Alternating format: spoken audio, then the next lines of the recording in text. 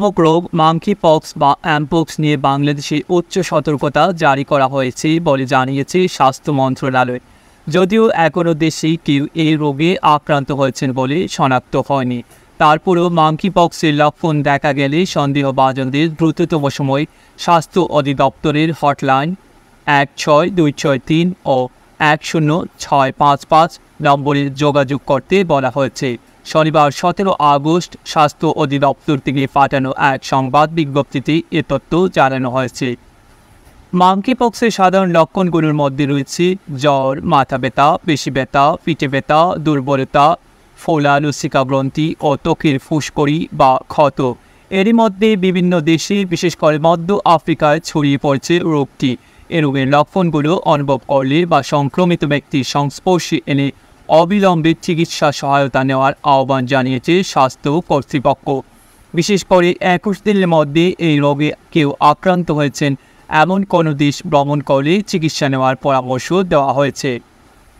স্বাস্থ্য অধিদপ্তরের হাসপাতাল ও ক্লিনিক শাখার উপপরিচালক দাউদ আদনান জানান, অ্যামপক্স সংক্রমণ যাতে দেশে না ছড়ায় এজন্য কার্যকর ব্যবস্থা নিচ্ছে স্বাস্থ্য অধিদপ্তর।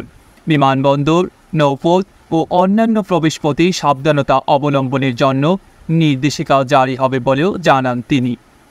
ভাইরাসবাহিত রোগটির বিস্তার রোধে সরকারের দৃঢ় সংকল্পের কথা তুলে ধরে দাউদ আদনান বলেন, কেউ যাতে অ্যামপক্স নিয়ে দেশে প্রবেশ করতে না পারেন তা নিশ্চিত করতে আমরা প্রতিশ্রুতিবদ্ধ। আফ্রিকার দেশ গণতান্ত্রিক প্রজাতন্ত্র কঙ্গোয় প্রথম শনাক্ত হওয়ার পর থেকে অ্যামপক্স এই মহাদেশের মধ্য ও পূর্বাঞ্চলীয় কয়েকটি দেশেও ছড়িয়ে পড়ছে। এর মধ্যে রয়েছে Burundi, Uganda, Rwanda, Sweden, Kenya.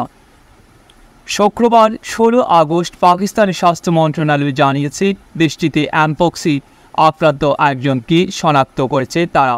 এদিকে বিশ্ব স্বাস্থ্য সংস্থা WHO বিশ্বব্যাপী অ্যামপক্স বিস্তারের ব্যাপারে জরুরি স্বাস্থ্য সতর্কতা জারি করেছে। এতে বলা হয়েছে মাঙ্কি পক্স এক প্রকার সংক্রামক রোগ। এর উপসর্গ অনেকটা জ্বর বা ফ্লুর মতো। এ রোগে আক্রান্ত ব্যক্তির সংস্পর্শে এলে এমনকি শ্বাস প্রশ্বাস থেকেও অন্য কেউ এতে সংক্রমিত হতে পারেন। ডেস্ক রিপোর্ট, আধুনিক কাগজ।